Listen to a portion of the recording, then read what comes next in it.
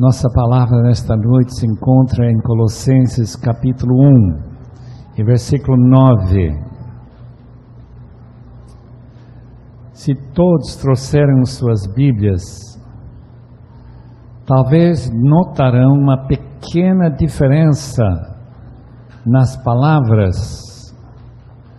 Espero que não seja muito diferente no sentido, porque as versões são criadas por diferentes motivos.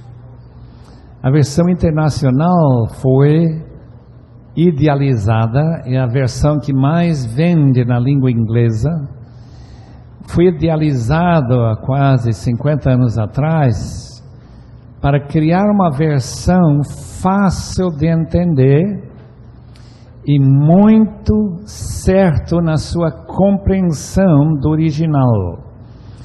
Portanto, eu vou ler na nova versão internacional brasileira, e eu espero que os irmãos possam perceber, lendo sua atualizada, corrigida, qualquer que seja, que possam ver que a ideia é muito próxima à ideia desta versão. Versículo 9: por essa razão, desde o dia em que ouvimos, não deixamos de orar por vocês, de pedir que sejam cheios do pleno conhecimento da vontade de Deus, com toda a sabedoria e entendimento espiritual. E isso para que vocês vivam de maneira digna do Senhor, e em tudo possam agradá-lo, frutificando em toda boa obra, crescendo no conhecimento de Deus e sendo fortalecidos com todo o poder, de acordo com a força da sua glória, para que tenham toda a perseverança e paciência com alegria, dando graças ao Pai, que nos tornou dignos de participar da herança dos santos no reino da luz. Pois Ele nos resgatou do domínio das trevas e nos transportou para o reino do seu Filho amado. Eu gostaria de convidar os irmãos a orar comigo. Eu não quero orar sozinho, eu quero orar com os irmãos. A maneira que a igreja primitiva entendeu orar junto com quem está liderando a oração era dizer o amém. Era uma maneira de dizer: eu concordo, é isso que eu estou pedindo também. Se isso for o caso, se os irmãos realmente concordarem e quiserem aquilo que eu estou pedindo, então, por favor, orem comigo. Se não concordarem, claro, é melhor ficar quietos e não orar ao contrário. Isso seria um desastre para todo mundo. Então vamos orar pedindo que Deus derrame uma bênção especial sobre o seu coração, meu irmão. Se esta palavra encontrar um localzinho no seu coração para ser semente que brote e produza fruto para a glória eterna de nosso Deus. Senhor amado, estamos aqui diante de um texto cheio de possibilidades, necessitando ser explicada, aplicada. E quem é suficiente para essa tarefa não sou eu.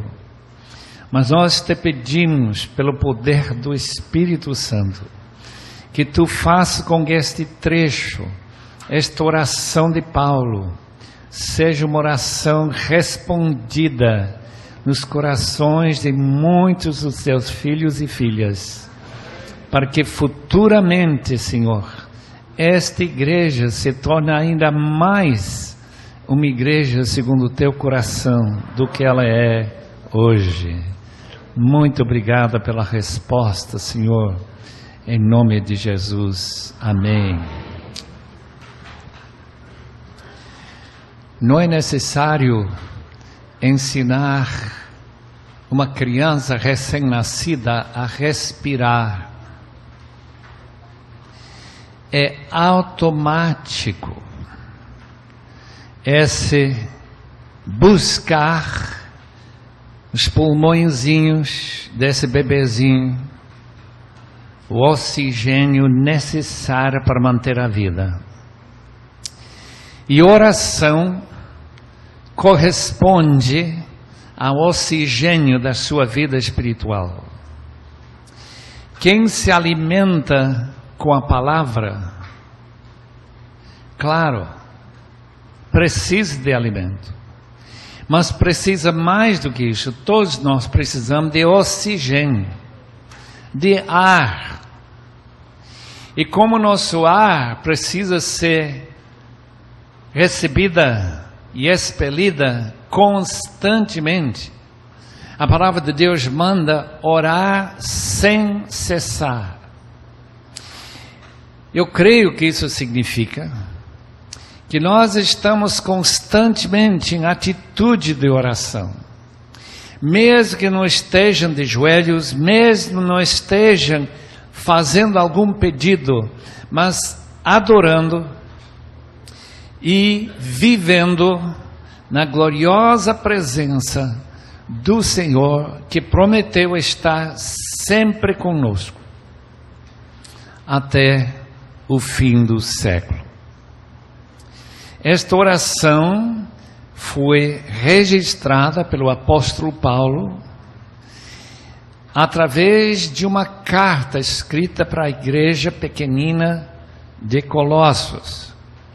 A razão que ele registrou, escreveu esta oração, é para que os irmãos de Colossos, ao lerem esta oração, eles também busquem os mesmos presentes da parte de Deus que Paulo fazia longe naquela prisão, provavelmente em Roma, e Colossos lá no interior da Ásia, de Turquia hoje. Oração, meus irmãos, tem uma tendência de descambar para ser uma reza. O budista passa uma rodinha onde ele tem suas orações. A Igreja Católica tem suas rezas, repetições, seu terço. Mas a palavra de Deus não recomenda nunca rezar.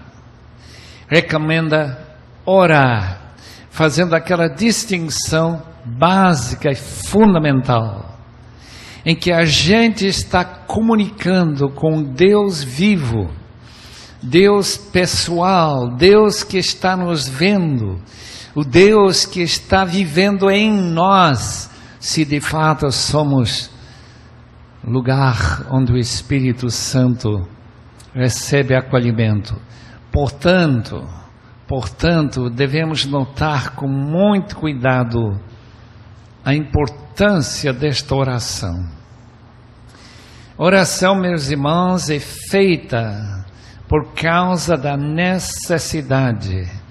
Oxigênio essencial à vida, oração essencial à vida cristã.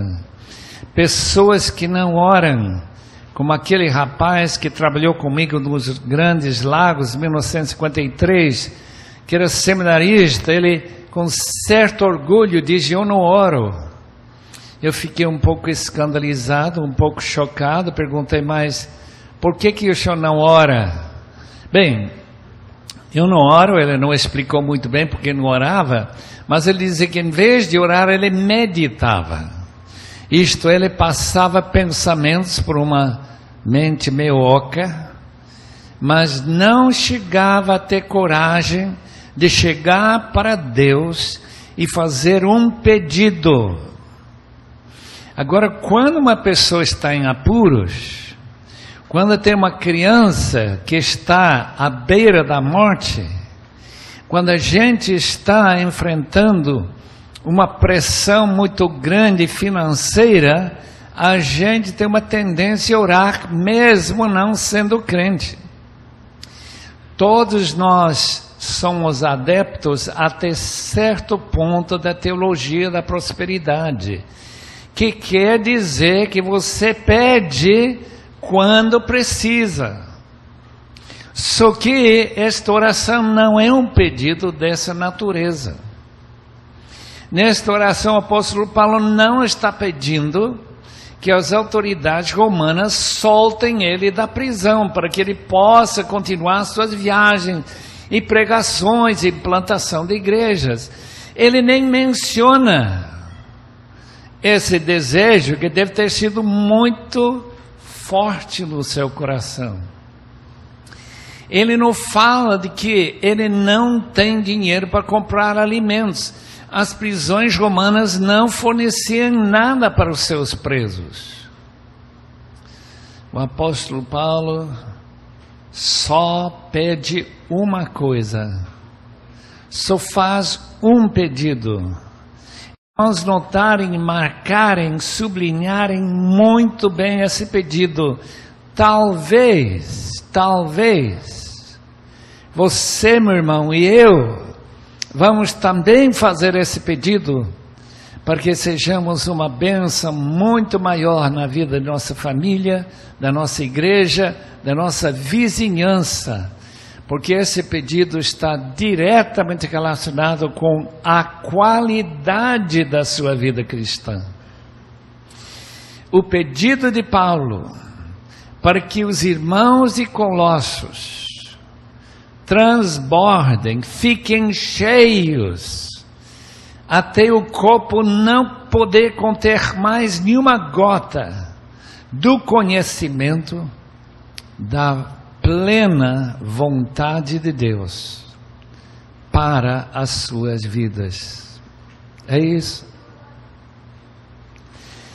Quando que nossos irmãos na televisão vão ensinar os seus ouvintes a orar assim e não pedir as bênçãos das coisas, de uma vida mais fácil, de mais dinheiro no banco, de uma família mais coesa e mais unida? Quando é que nós vamos começar a orar como o apóstolo orou? Somente, queridos irmãos, quando depois de pedir esta oração, Deus responda essa oração e sua vida tome um salto daquele nível baixo em que Deus não é de jeito nenhum central na sua vida, nem o que Ele quer ter importância nem comparável à importância do que o chefe tem, o seu professor da escola tem. Paulo está repetindo de uma outra forma o que Jesus ensinou a seus discípulos. Venha o teu reino, ou reinado, seja feito tua vontade na terra como no céu, e que essa vontade seja conhecida e feita,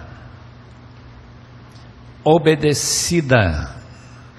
Porque na minha opinião, eu acho que a Bíblia sustentaria esta opinião, não há nada tão importante na sua vida como a vontade plena de Deus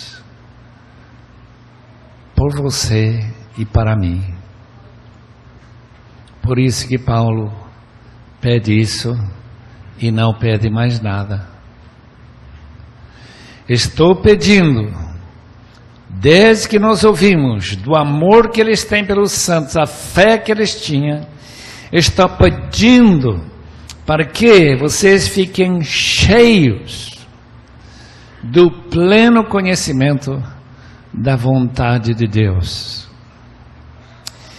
Por que não um pedido um pouco mais radical do que isso? Por exemplo, por que Paulo não pede que os irmãos de Colossos estejam mais dispostos a fazer a vontade de Deus e não apenas conhecê-la? Por que ele não está dizendo que haja um acontecimento, por exemplo, um terremoto, um tsunami, em que a gente é forçado a fazer a vontade de Deus, mesmo que não queira?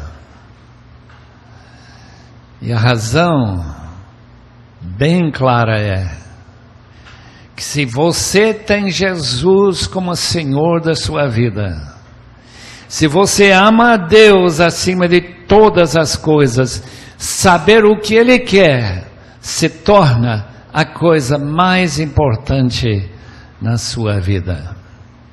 Nós temos aqui talvez meia dúzia de moças apaixonadas por um rapaz.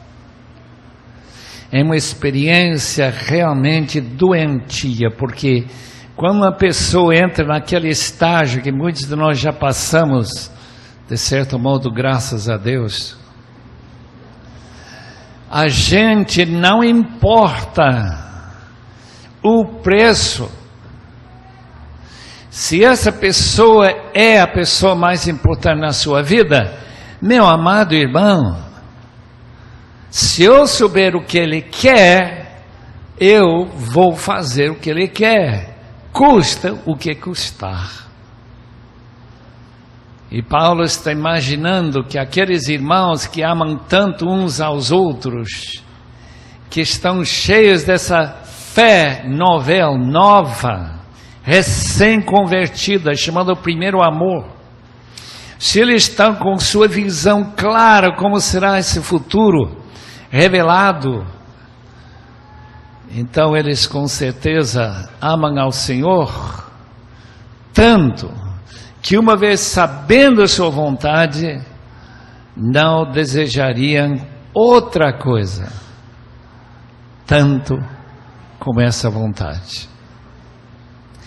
Meus irmãos, há dois tipos de crentes: os crentes que chegam a Deus pedindo que Ele faça a vontade deles.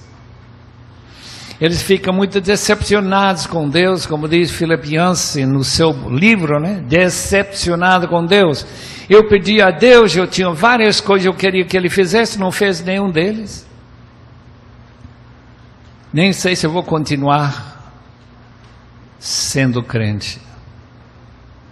E tem outro tipo de crente, como aquele casal, João e Betty Stam, S-T-A-M, tios do meu companheiro de quarto durante um dia na faculdade, um ano na faculdade. Eles receberam um convite para adentrar na China e dar sua vida para pregar o Evangelho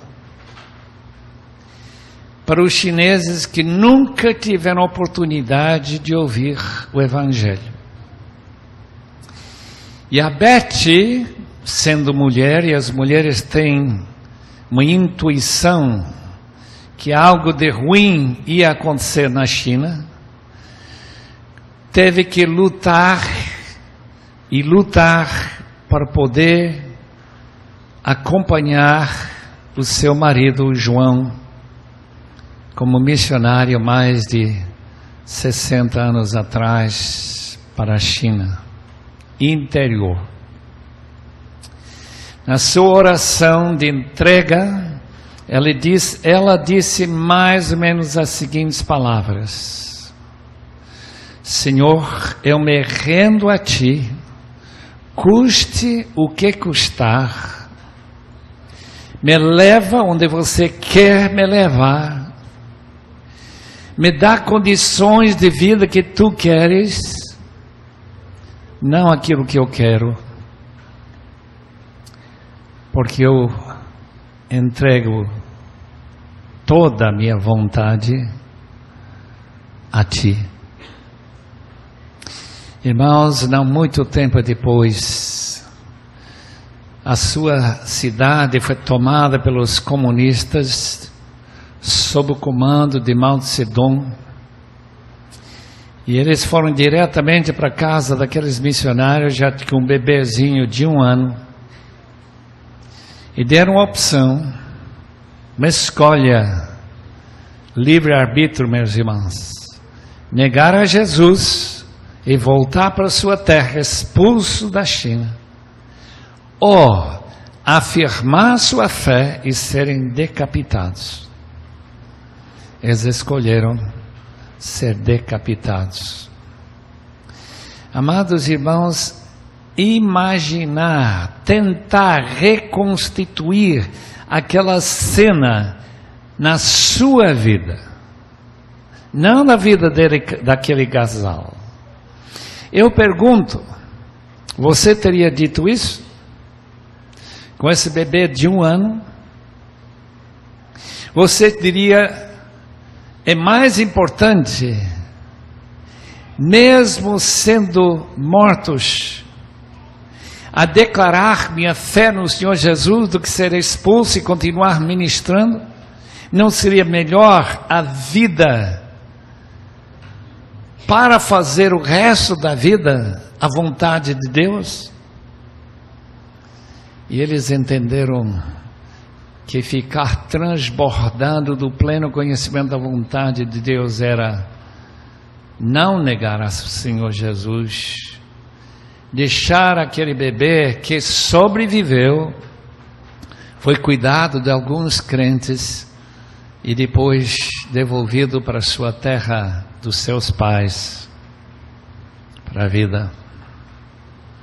Viva ainda hoje, se não me engano. Eu quero que os irmãos pensem muito bem sobre esse pedido e perguntar se tem realmente coragem de fazê-lo. Primeiramente para a sua vida e para os seus filhos, e naturalmente para a igreja, para o seu futuro. A vontade de Deus é uma só, mas ela tem 3 aspectos, 3 facetas. Isso fica muito claro porque na palavra de Deus tem certas coisas que nós não precisamos pedir. São garantidos pela própria palavra de Deus. Podemos até chamar de vontade de Deus decretada, determinada, soberanamente decidida da parte de Deus. Tem a vontade de Deus mandada, segunda faceta. Quando Deus manda a gente fazer certas coisas, ou quando Ele fala sobre a evangelização do mundo, não deseja que ninguém pereça, mas que todos venham a conhecimento da verdade, segundo Pedro 3:9. Mandado, meus irmãos, esta é a vontade de Deus, que vocês santifiquem. Assim diz, uns poucas páginas para frente, capítulo 4 de 1 Tessalonicenses, versículo 3, a vontade de Deus é que vocês sejam santificados. Esse desejo da parte do pastor para esta igreja, aquele desejo que a gente canta esta noite, é algo que a Bíblia diz é a vontade de Deus. É a vontade de Deus que em tudo, capítulo 5, 1 Tessalonicenses, versículo 18, que nós dessemos graças em todas as circunstâncias, boas, ruins, e aquelas que são neutras. Todas as circunstâncias merecem ser oferecidos a Deus em gratidão. Mandamentos, são centenas de mandamentos. Se guardam os meus mandamentos, diz o Senhor aos seus discípulos, vocês serão de verdade meus discípulos e não apenas em nome. Leiam, por exemplo, capítulo 15 de João. E em toda a Bíblia nós encontramos mandamentos e mais mandamentos que podem ser desobedecidos e podem ser obedecidos, e de fazer discípulos de todas as nações. Essa é a vontade de Deus. Ninguém pode duvidar. Mas sempre há uma possibilidade que alguém aqui esta noite está dizendo, mas esse mandamento é para os outros, não é para mim não. Eu estou tão bem aqui no Brasil, parece que é a vontade de Deus que eu não saia dessa terra. O problema é que tem 10 mil outros crentes dizendo a mesma coisa. E apenas um deles, só um, diz, eu acredito que Deus quer que eu vá e leve esse evangelho aos campos brancos para a seara, onde o evangelho ainda não foi pregado. Portanto, amados irmãos, esta área, esta faixa do meio, qual é a vontade de Deus para a sua vida? Que vocês fiquem cheios do conhecimento dessa vontade. E especialmente a faceta número 3. Primeiro, decretada a vontade, determinada. Segundo, mandada na palavra de Deus. Todos os mandamentos caem dentro dessa faceta. E a terceira, qual é a vontade de Deus particular para cada vida? Todos nós somos diferentes, todos temos diferentes dons, diferentes talentos, temos diferentes oportunidades, diferentes habilidades. Um tem 5 talentos, ou tem 2, ou tem 1, mas ninguém falta. Ninguém pode dizer, eu não tenho talento nenhum, portanto, a vontade de Deus nessa terceira faceta nunca pode me atingir. Eu escapo sempre. Você não escapa, meu irmão. A vontade de Deus particular, de certo modo, é aquilo que mais interessa o apóstolo Paulo. Tal como ele recebeu ordens específicas de sair com Barnabé, naquela primeira equipe missionária da igreja de Antioquia, a possibilidade que Deus tenha pessoas aqui esta noite que estão insatisfeitos com sua decisão de ser advogado, um médico, ganhar bem, viver tranquilo o resto da sua vida, mas perder uma bênção muito maior servindo a Deus num campo difícil, um campo em que prisões que Paulo teve que passar e finalmente ser decapitado.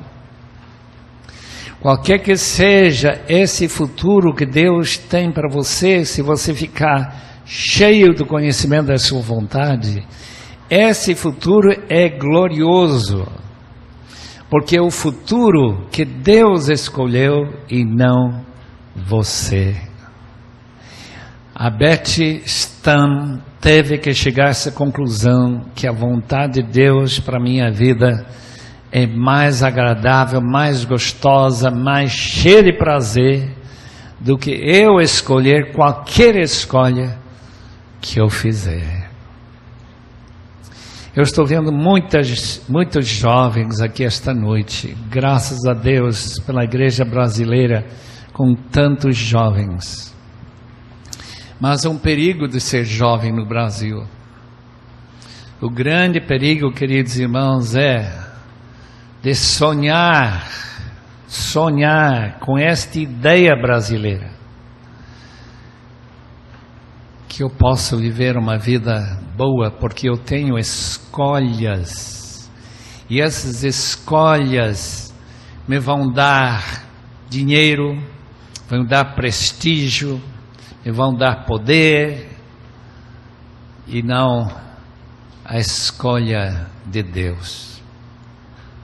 Como eu ficaria grato se nesta noite Deus, na sua maravilhosa graça, colocar no coração uma semente de insatisfação com a chamada vida boa brasileira. Arroz, feijão, bife, essa vida tranquila, essa vida gostosa, que não tem guerra, não tem bombas caindo, não tem tsunami, tudo gostoso, muita comunhão, assistir à igreja, dar meu dízimozinho e graças a Deus vou para o céu, não tenho mais nada que eu preciso. A oração de Paulo é tão diferente, irmãos. Estou orando para que vocês transbordem do pleno conhecimento da sua vontade. Para quê? Para que vivam, diz versículo 10, de maneira digna do Senhor.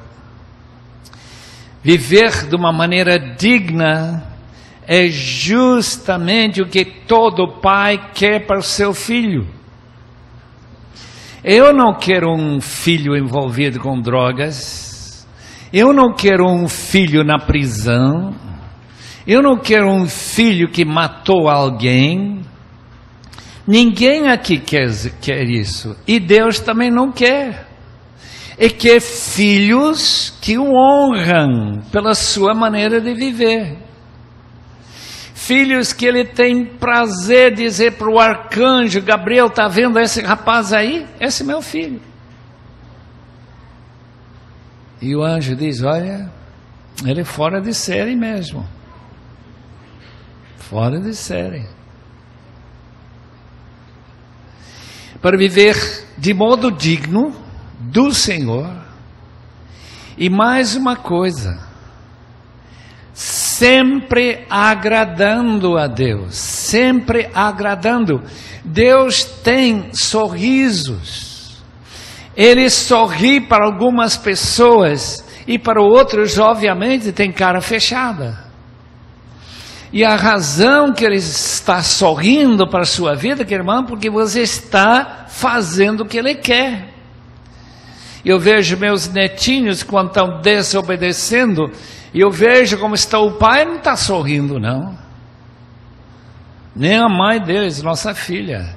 É algo sério viver fora da vontade de Deus e fazer o que você quer em vez daquilo que Ele quer. Frutificando, Paulo vai amontoando uma ideia em cima do outro, viver dignamente do Senhor, pleno agrado dele, frutificando em toda boa obra, todo tipo de ministério. Conhece uma igreja aqui no Brasil, 60 ministérios. Isso requer gente, muita gente.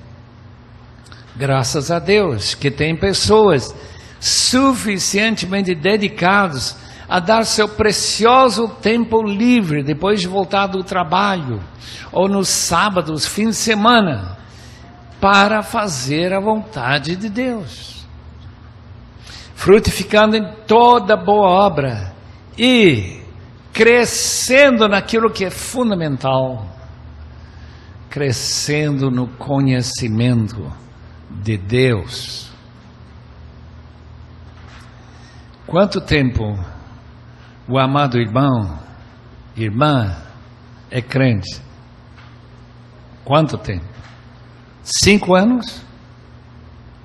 Seu conhecimento de Deus, então, deve ser de uma criança que tem 5 anos. Mas você tem 10 anos de conhecer o Senhor. Seu conhecimento deve ser pelo menos 2 vezes mais do que aquele que tem só 5. E quem tem 20, 30, deve ter uma intimidade com Deus que é bem acima da média. É isso que Paulo diz.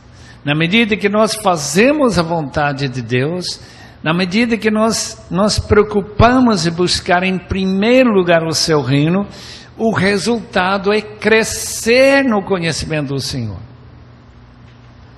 E ser uma pessoa que tem uma intimidade com Ele, como um casal que acaba de perder o seu marido. E falando com aquela mulher viúva, ela disse para mim que ela não vive sozinha. É como se ele estivesse a seu lado o tempo todo, mesmo que ele já morreu mais de 1 ano atrás. Não é um relacionamento doentio, é simplesmente que ela está pensando como que ele queria que eu vivesse. É isso que eu estou vivendo, porque nós vivemos numa união tão perfeita de casal, crescendo no conhecimento de Deus. Eu tenho que terminar, porque aqui o relógio não parou. Deveria ter parado, e a gente podia ter falado bem mais. Mas eu quero terminar só lembrando os irmãos uma coisa. Quando chegar a entrar na porta do céu, quando você ouvir as palavras do Senhor, ó, bem feito servo, bom e fiel, foste fiel no pouco, sobre o muito te colocarei. Ouvir isso, ouvir o Senhor, como é que você entrou aqui, meu jovem? Como que o senhor entrou? Você deu uma escapada, estava entrando outro, você atrás dele e foi correndo, como o gato faz, quando se abre a porta. Como que você entrou aqui? Você não tem nem vestido. História de Jesus, Mateus 22. Olha, com certeza haverá gente no céu não tão feliz como a gente gostaria de imaginar. Nós achamos que o céu é um lugar maravilhoso, mas é só maravilhoso para aqueles que buscam a vontade de Deus e não estranham um lugar onde tudo que se faz é sempre a vontade de Deus. Nós temos esta vida para aprender a buscar em primeiro lugar não a minha vontade, mas a tua. Essas são as pessoas que vão ser felizes eternamente na presença de Deus. Vamos orar. Deus, ser misericordioso para conosco.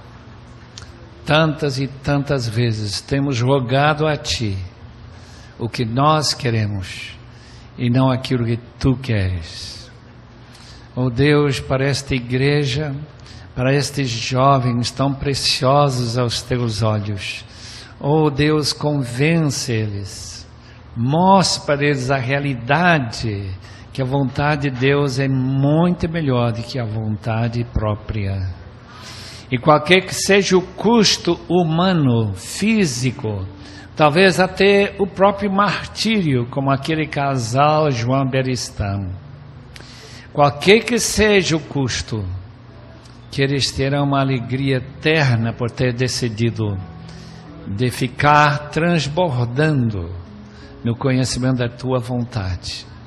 Oh Deus, abençoa a Tua igreja, abençoe todos os seus membros, em nome do Senhor Jesus. Amém.